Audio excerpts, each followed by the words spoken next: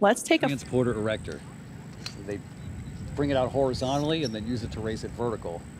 At liftoff, it will retract away, fall away from the rocket, fall back about 30 degrees or so, 30, 40 degrees. Our vantage point here is about 3.5 miles away from pad 39A. Close enough so that you'll know fueling is really going on when some of that black area on the first stage starts turning a little white with the frost, because obviously liquid oxygen is chilled to hundreds of degrees below zero, and the RP1 is also super chilled. Other rockets use RP1, but they don't chill them down. The Atlas V uses a similar kerosene, but it's held at relative room temperature. And in fact, I can kind of see already a little bit of frost starting to build towards the bottom part of the rocket.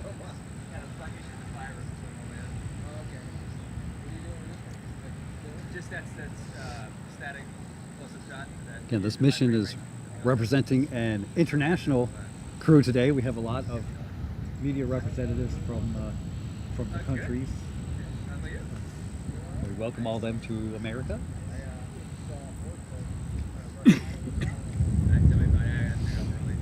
With the commander, who's born in Spain, the pilot is from Italy, one of the mission specialists from Turkey, and the other one from Sweden. Again, he's the second Sweden to fly in space.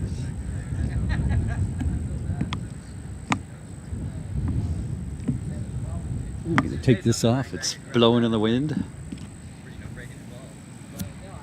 Stick it in my pocket. Yeah, put it with the other cap that's in the pocket.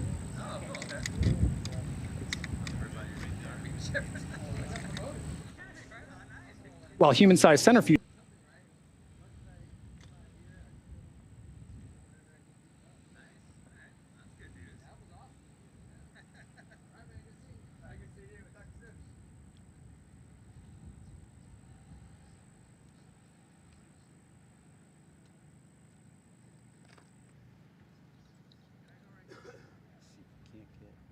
Update.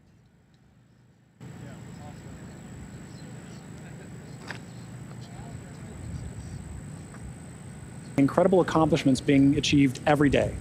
No matter how many patches join a canvas like this one, each one is incredibly special because of the people who make it possible. The crew and those here on Earth supporting each mission. So now for more on each crew member's portfolio, we're going to send you out to the Kennedy Space Center with Sonia Gavankar-McKay, the Axiom Space Director of Digital Strategy, who is joined by Axiom's Chief Scientist, Dr. Lucy Lowe.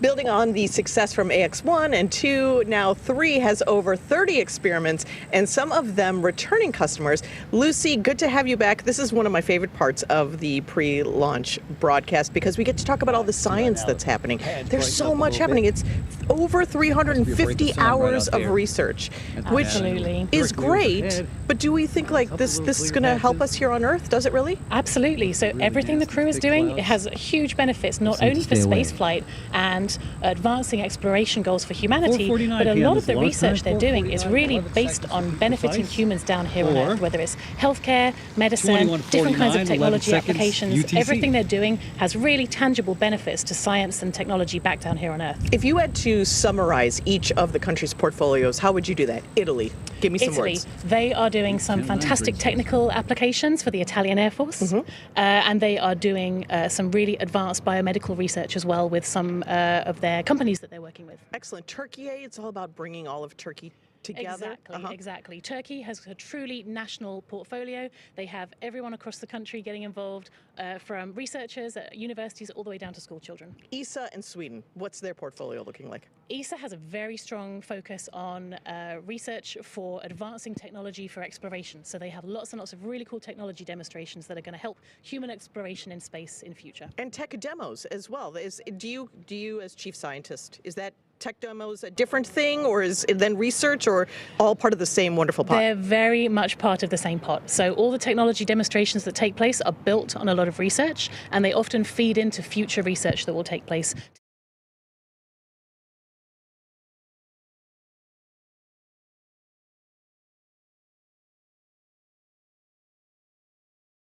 The Italian Air Force, which is the Italian Space Operations Center, where they've developed some software that's actually going to be analyzing debris in space. Which is a huge problem. It's a huge problem. We need to know where stuff is going and stuff is flying so that we can make sure that the space station is out of the way of those kinds of impacts. So that software is also going to be doing some space weather forecasting to help keep crew safe in future. Space weather forecasting? Yes. Looking at different kinds of space weather from solar flares, for example, that can actually release damaging radiation that can not only damage human cells, but can also damage the electronics in a spacecraft. So you want to avoid that when you can. Makes sense. Beta amyloids aggregation updated. Yes. This is about Alzheimer's research. Exactly. So beta amyloid is a protein that aggregates together. It forms clumps. It forms amyloid plaques that are found in the brains of humans with Alzheimer's.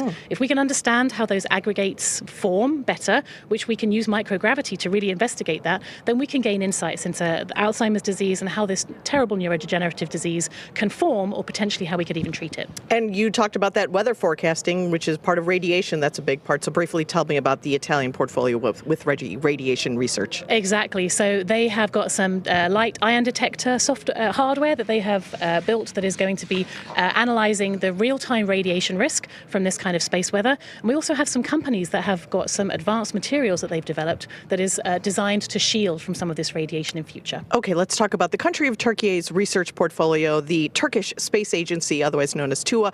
They have 70 types of diseases that they're going to be researching with AI technology? Yes. So they have a really cool project called Vocal Cord, which has developed, it's an easy-to-use telemedicine application where the crew actually cough or speak or make vocal noises into an iPad for recordings, and the AI software is then actually able to analyze that and can be used to detect or diagnose infectious diseases, potentially even cardiovascular diseases in future. Wow. Very cool. Partnerships are a big deal with Axiom Space. All of these countries are partners with us, and Turkey is working with JAXA on one of their research projects. Tell me about that one. Exactly. So they're working on a very cool project using the JAXA's electromagnetic levitating facility, where they are melting and then re-solidifying some metal alloys in a way that the metal alloy floats in space. Wow. So which helps us understand more about the molecular structure of these alloys and helps us understand more about materials. These ones would not be out of tolerance at all. 200 minutes. 429.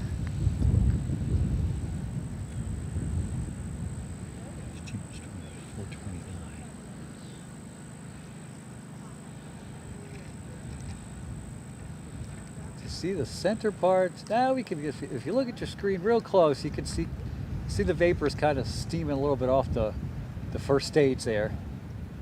So we're definitely in the process of fueling. So about 5 minutes, we should see what is known as the big vent.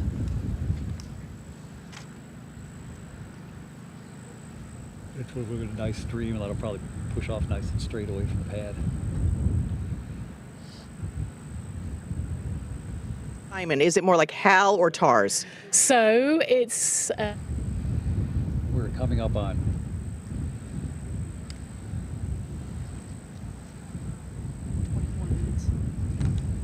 we are 24 minutes away from launch of Falcon 9 with Dragon Freedom, carrying the Axiom-3 astronauts to the International Space Station.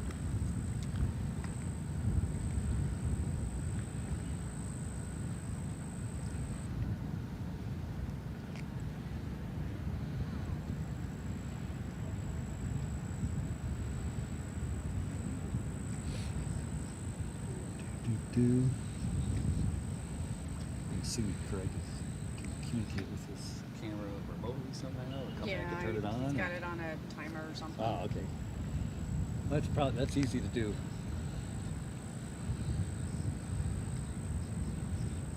Quite a big crowd. All the local stations are here, broadcasting.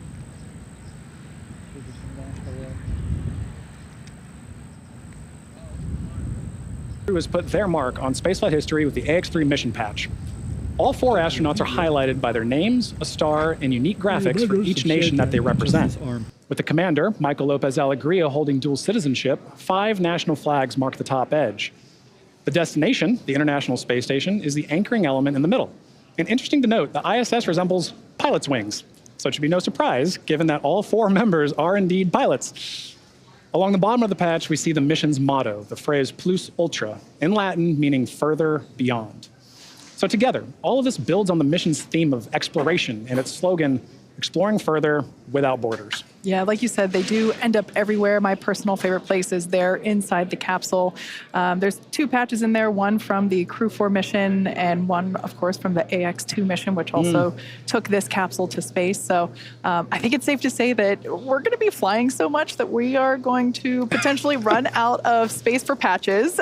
Put them on the back of the seats, maybe. Yeah. Now, the SpaceX teams have teams all across, or SpaceX has teams all across the country supporting our missions in key roles, and they're in key locations such as our mission director, our core or crew operations and resource engineer, which you see there on your screen now. And these people are very important.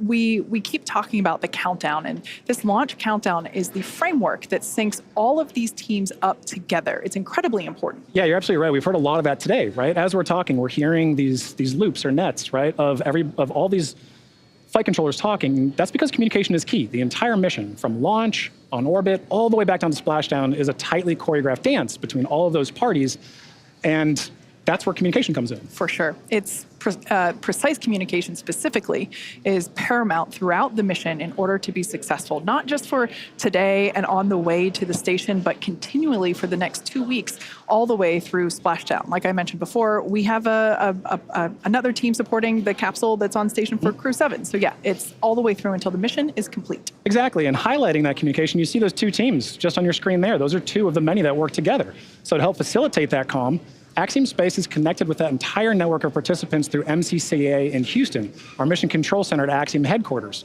That's what you see on the right there. And from SpaceX, NASA, and other international space agencies and researchers, we can talk together. So there are teams monitoring and participating in this mission around the world, including mission controllers in Japan and across Europe. Seconds after launch, or approximately 4:56 p.m. or so, the landing burn will occur.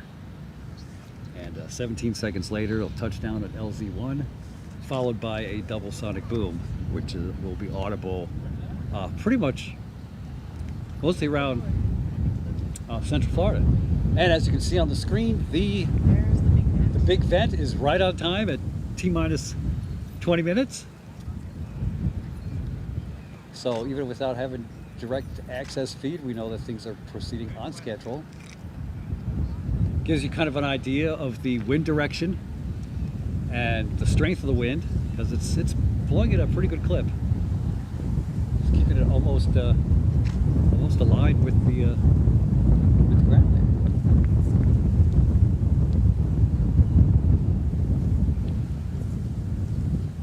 And we are T-minus 19 minutes and 30 seconds till liftoff of Falcon 9 and Dragon Freedom. This will be the 5th Space Coast launch of the year, the 4th for SpaceX. ULA launched their brand new rocket a little bit over a week ago. So the launch cadence appears to be continuing at a pretty good pace.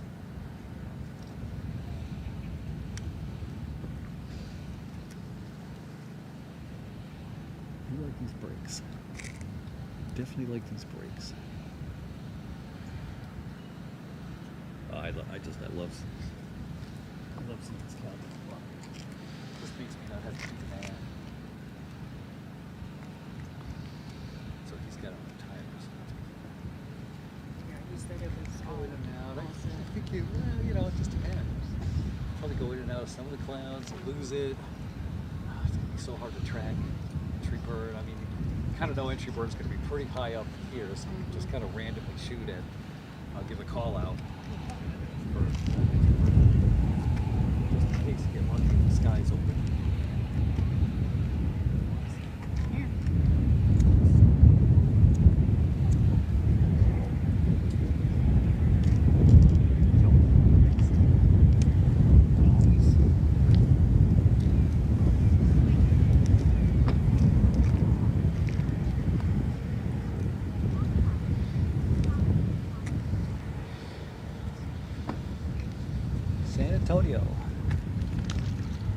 there in April. Nice town. This town, lots of stuff to do. Yeah, that 20 minutes really gushing out there. This is normal. This is what's supposed to happen at this particular moment in the countdown. Check the car.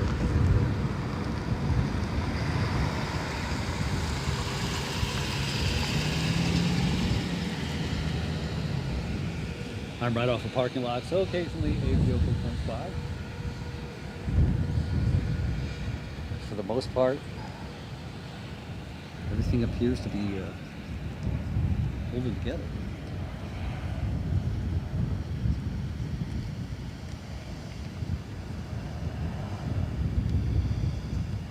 Vehicle, as well as rocket-grade kerosene, or RP1.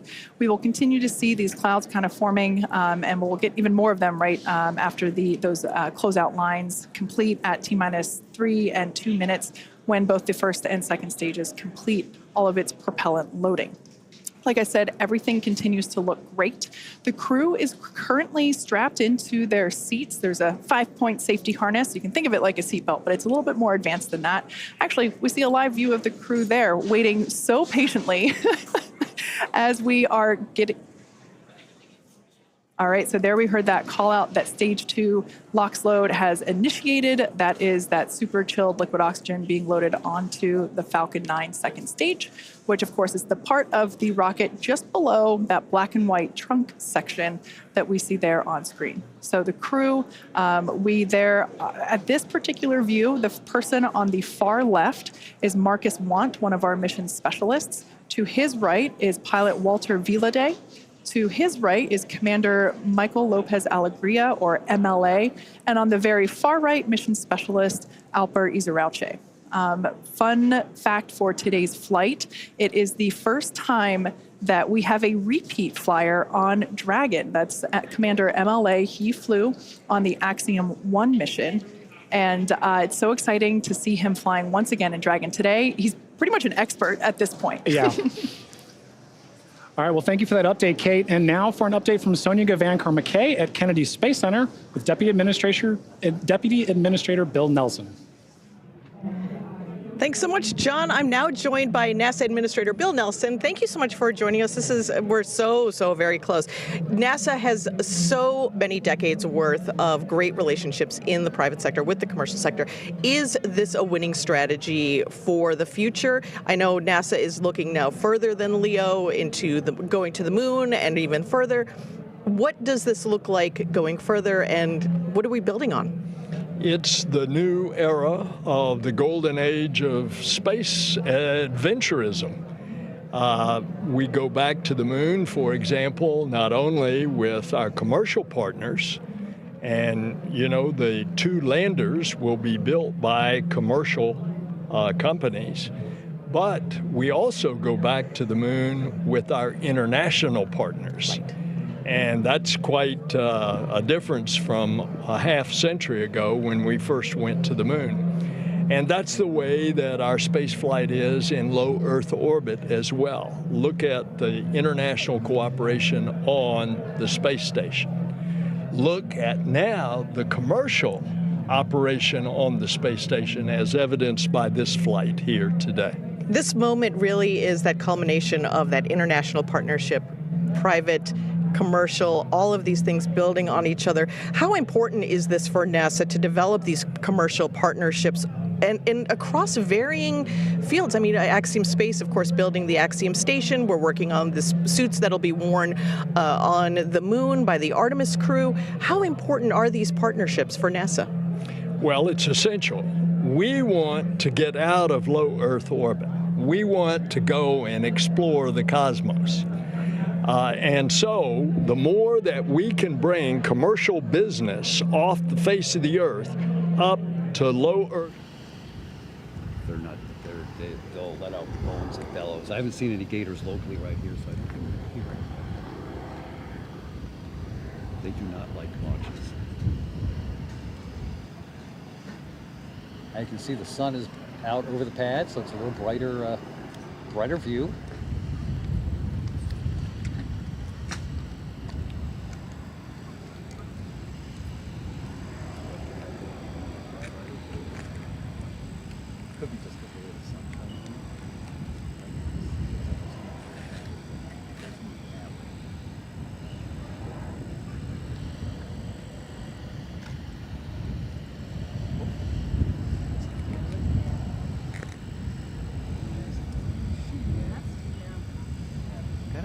least 2,000. If the sun's out at 0 for this and that, at least 2,000, if not more. I can only go to 2,000 on the video, but I'm going to shoot my Nikon up to probably 1,300 if the sun's out, not 2,000.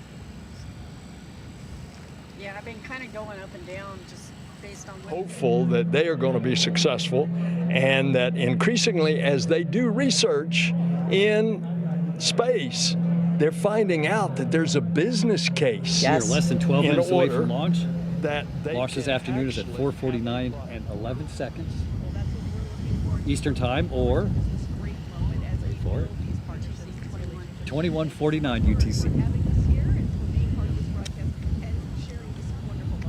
These broadcasts are delayed slightly, so if you're in the local area, good enough to be listening to this broadcast, make sure you go outside so you can see part of the launch.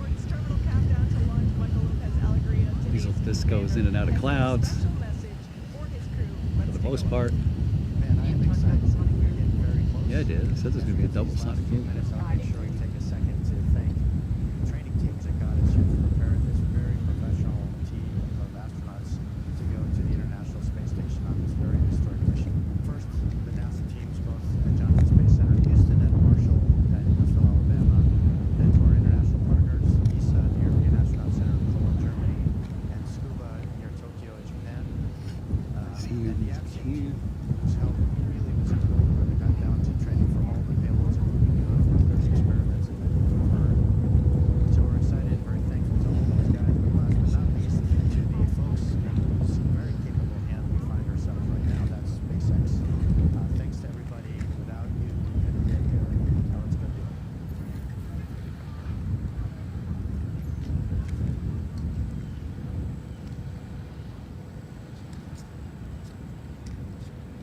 Great view of our AX-3 crew there, strapped in and ready for liftoff just over 10 minutes. We are exactly 10 minutes away from the launch of Falcon 9 and Dragon Freedom with Axiom-3.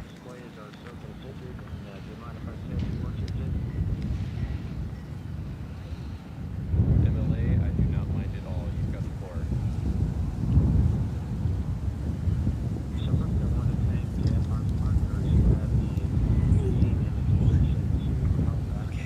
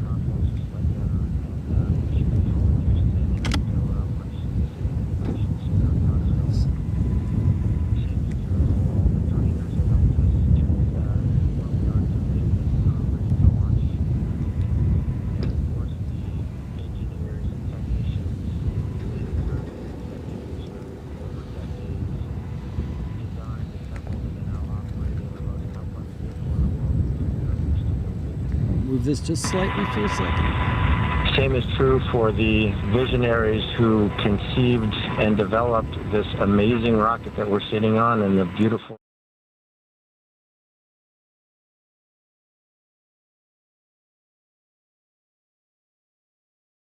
families who have given us their love and support from the very first step of this journey.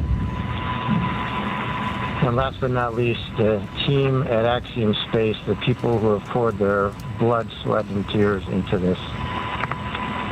To the four of us that are lucky enough to man the good ship Freedom at this point, are humbled to be on the team. We're grateful to our teammates, and we are go for launch. Plus ultra. Copy all, Mike. As we just ticked through T-minus 8 minutes, I'll let you know you got a whole bunch of people rooting for you here and indeed all over the world. Godspeed, Axiom-3.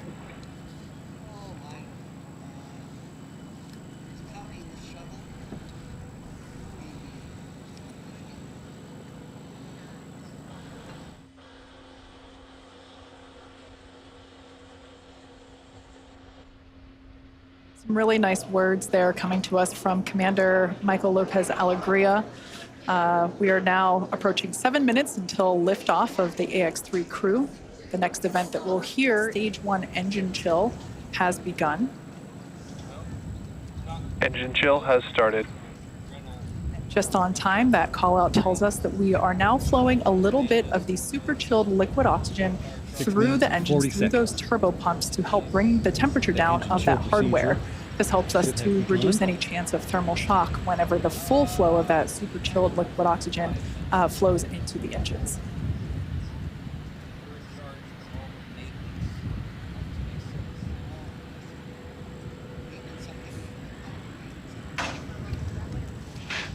LOX load continues for Falcon 9. We're fully... Stage 1 RP1 load is complete. So good call-outs there that we have completed loading RP1, which is a highly refined type of kerosene on board Stage 1 of Falcon 9. You've got that great view on your screen. As we mentioned earlier, Falcon 9 is an RP1 and liquid oxygen fueled vehicle, so LOX fueling continues on the vehicle on both the first and second stage. 1600, boy, that's a little dark. Blue skies there at the launch site. We're launching out of pad 39A at Kennedy Space Center. We are 60% go for those weather conditions, which we're always keeping an eye on around the Florida airspace. We're in clouds here, but you see the pad is, Next event that we have coming up is the terminal count for Dragon. This involves a couple of things, but primarily just means that Dragon will be transitioning to internal power.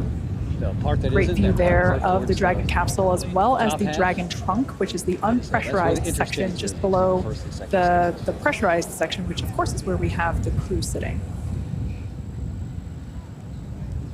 Propellant remains underway. We are completely loaded with all of our RP1, that rocket grade kerosene. We're still underway. Falcon 9 tanks are pressing for strong back retract.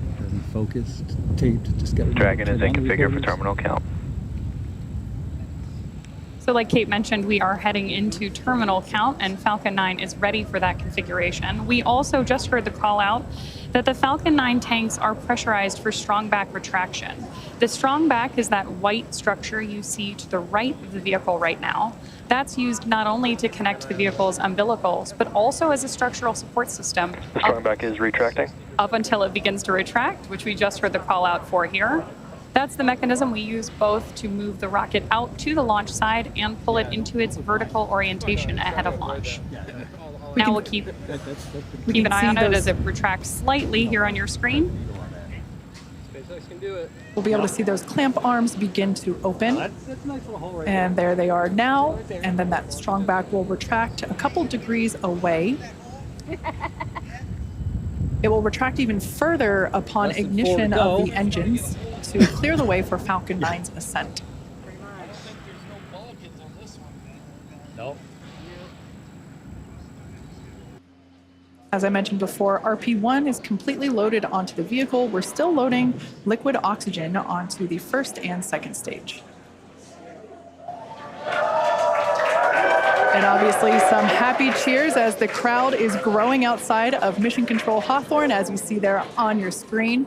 It's always awesome to have an astronaut launch, but especially one during the day.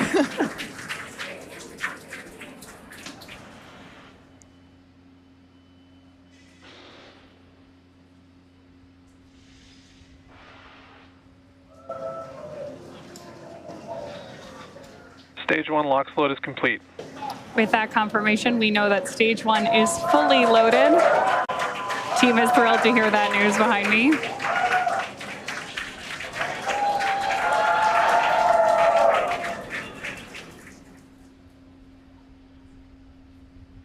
At liftoff, Stage 1 combined between that RP1. Dragon is in terminal count and is on internal power.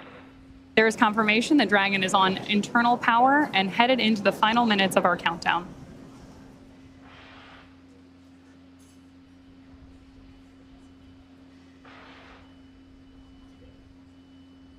As I was saying earlier, at liftoff, Falcon 9 will be burning nearly 700 gallons of fuel per second. Great views there, too, of our crew inside Dragon, awaiting liftoff just over 2 minutes from now.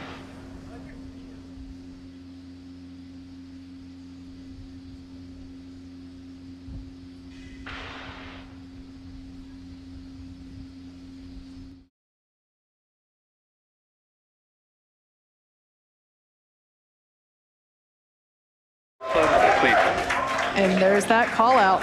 And more cheers from our crowd here at Hawthorne, California. Dragon is in auto idle. Confirmation there that Dragon is in auto idle. Wow, great view of 39A on your screen right there as we head toward launch. Gas closeout started. Expect loud venting.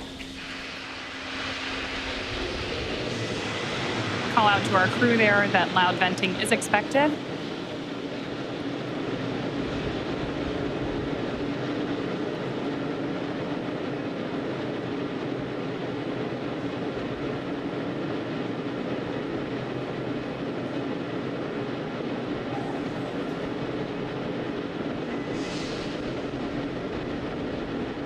Falcon 9 is in startup.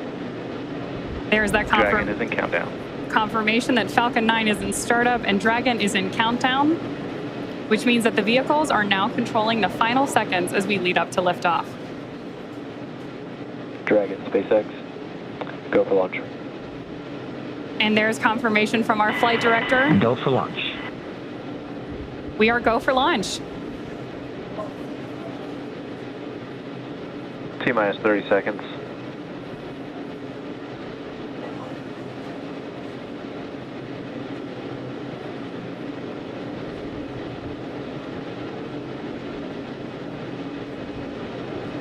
T-minus 15. 3, 2, 1, 0. We have ignition. We have ignition and liftoff. Falcon 9 with Axiom-3. And now let's track this rocket.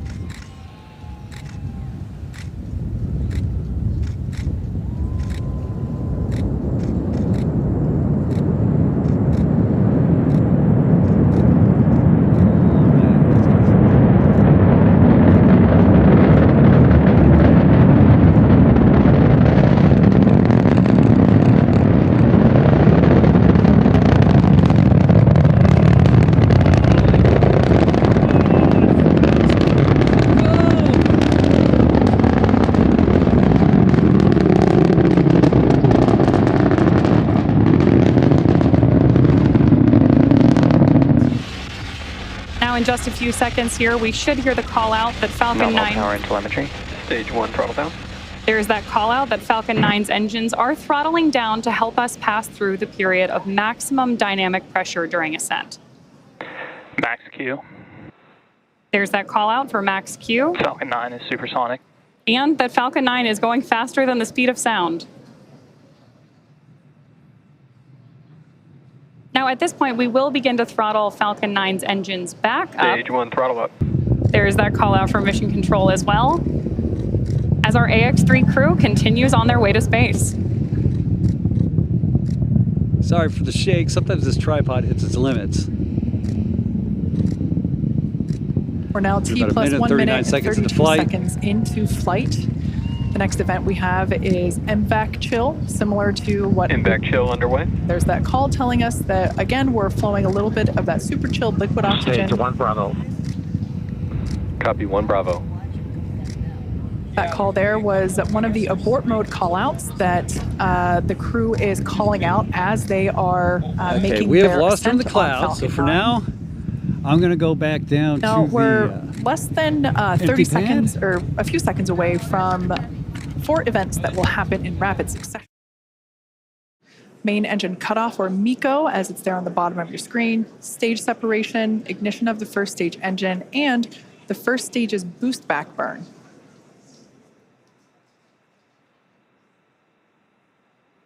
Stage 1 throttle down. That call telling us that the engines are beginning to throttle down. MECO. Stage separation confirmed. SpaceX Dragon 2 Alpha. Some loud... Loud cheers here as we can see that the Stage 1 boost back startup. first and second stages have separated. A beautiful view there. The brighter light is the second stage under power of the MVAC engine. That first stage booster is now heading back toward the Florida coast. One thing I love about daylight launches is we're going to get some amazing views. We should be able to see the Space Coast come as the first stage gets closer and closer to landing zone 1. Mission T plus 3 minutes, 23 Note that seconds. that first stage is actually still coasting to its apogee. So it's about, as you can see there on your screen, 114, 115 kilometers above the Earth's surface. And it's going to keep coasting for a little bit. Beautiful view there on the right-hand side of your screen of that MVAC engine. Shut down. All right, that boost back burn has concluded on the first stage. Everything looks nominal with the second stage trajectory. Everything also looking good. Dragon, SpaceX, trajectory nominal. Everything looking good on the first stage as well as we see those grid fins begin to deploy. SpaceX Dragon, loud and clear. Now, the next two major events we're tracking for the first stage, which right now is on the left-hand side of your screen, is going to be the entry burn at about T plus 6.5 minutes, where we'll light 3 of Falcon 9's first stage engines, followed shortly thereafter by the landing burn at T plus 7 minutes and 32 seconds, which will be a single engine burn to bring us back to landing zone 1 at Kennedy Space Center. Great view there of our crew on board. And you can, of course, always keep an eye on their telemetry down in the bottom corner of your screen.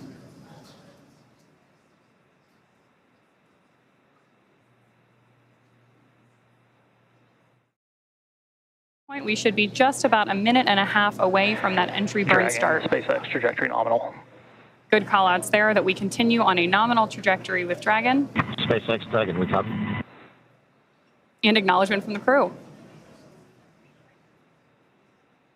These are incredible views on your screen right here. Again, the left-hand side of your screen is stage 1, making its way back to Florida. And stage 2, you see that MVAC engine burning, taking our AX-3 crew to orbit.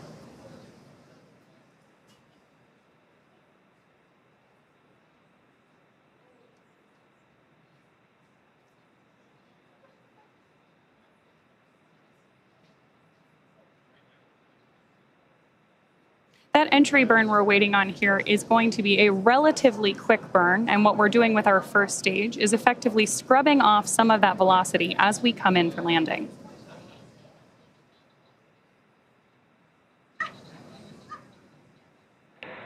Dragon, SpaceX, trajectory nominal. That's a nominal trajectory for Dragon as we continue to orbit. Dragon, we copy. Again, confirmation from the crew. And we are expecting about 2.5 more minutes from that second engine burn.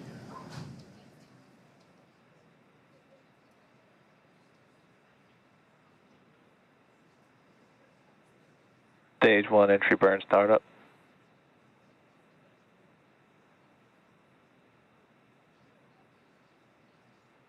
Stage 1 entry burn shutdown.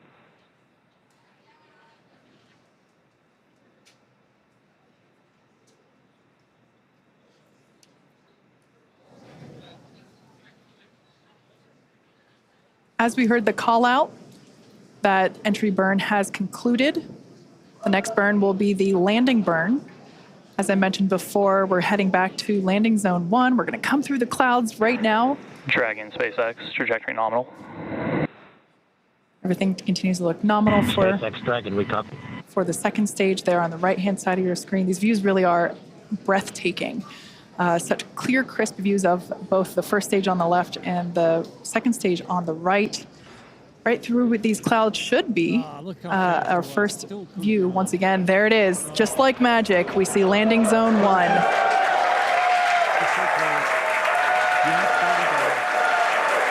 Crowds cheering here at SpaceX Mission Control Hawthorne as we tune in to see landing.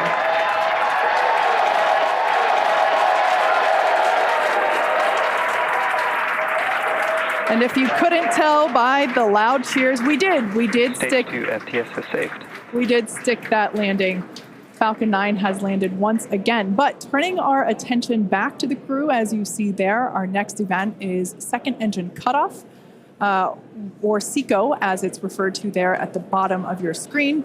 Second stage will coast for a few minutes until Dragon is commanded to separate. A lot of just the energy here at SpaceX Mission Control is buzzing. You can hear commentary behind us.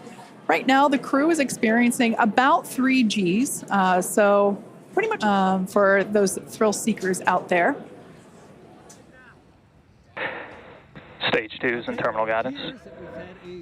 And we are about 20 seconds away from that second engine cutoff. MLA will know this this feeling very well, this experience of going from now almost 4 Gs to SpaceX Dragon Shannon. To Copy, Shannon. as another abort mode there being called out. Now standing by for second engine cutoff. For this is sort of calculus, and I don't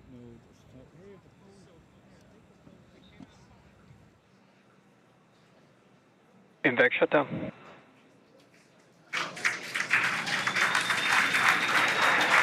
Dragon, SpaceX, you're in a nominal orbit. There we heard those call outs of second engine shutdown and nominal orbital insertion. Launch escape system disarmed. And the disarming of our launch escape system. That, of course, means that our AX-3 crew is getting their first experience here in microgravity.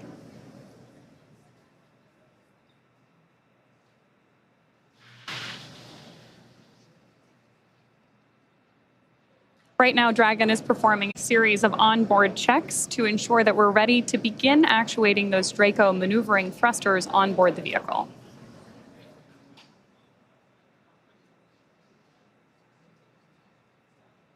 Now, as we prepare for Dragon separation, we should have a great camera view here in just a couple of minutes. Oh, wow, and beautiful views of the Earth, and our MVAC engine up there in orbit as well.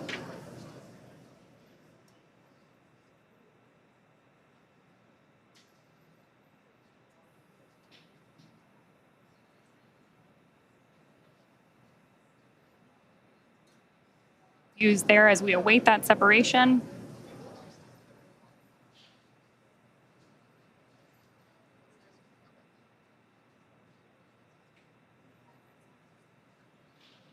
Absolutely incredible images that we are getting back from up in space as we await Dragon separation in just about a minute.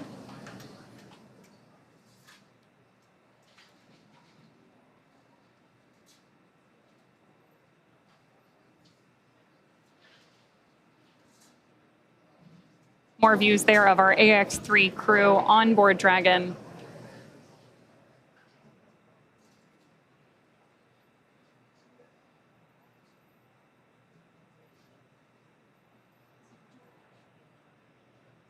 We are now just about 30 seconds away from that anticipated Dragon separation.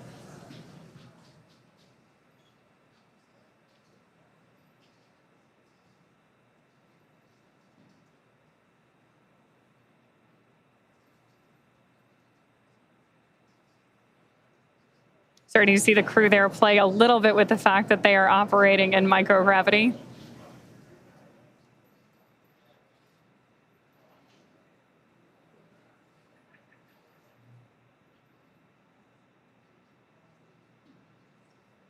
And a great shot of mission control here in our headquarters at Hawthorne, California.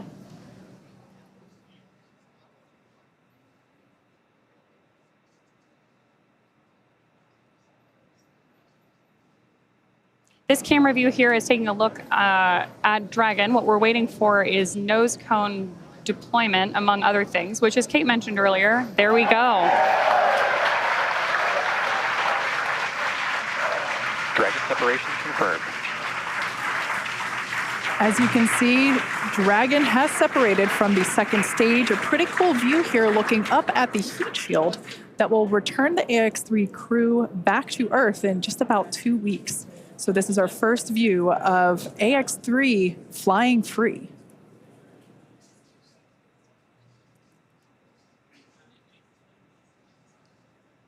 The next physical change that we will see will be the deployment of the nose cone. That will take... Dragon, this is the SpaceX Falcon team. We want to congratulate you on a great ride to orbit. I think you're demonstrating the ultimate in reuse, a reused Commander, a reused Dragon, and a reused Falcon. Or maybe flight experience is a better word. Enjoy space. And Axiom-3. No, Durst, and as I was saying, it's a team sport. Thank you, guys. And Axiom-3, this is your launch director here. Walter, Alper, and Marcus. Congrats, welcome to your first flight on Dragon. Mike, on the other hand, welcome to the Dragon Frequent Flyer Club. I imagine you'll have enough miles to qualify for platinum status after this flight. Godspeed, Axiom-3, cheers. Mark, thanks to you and your team. We're very grateful up here. So some back and forth between the AX-3 crew as well as AX-3 Chief Engineer Bill Gerstenmayer, who, oh, I heard the ping. That is our first Quindar tone of AX-3.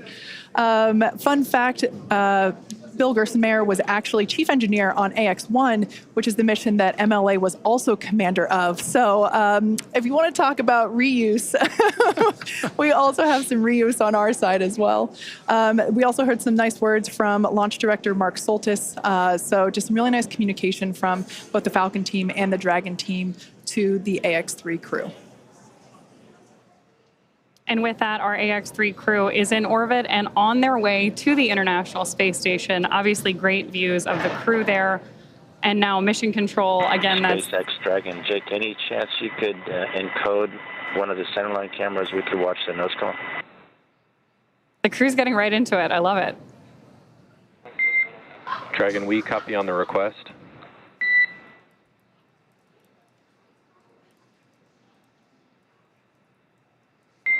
And Dragon, we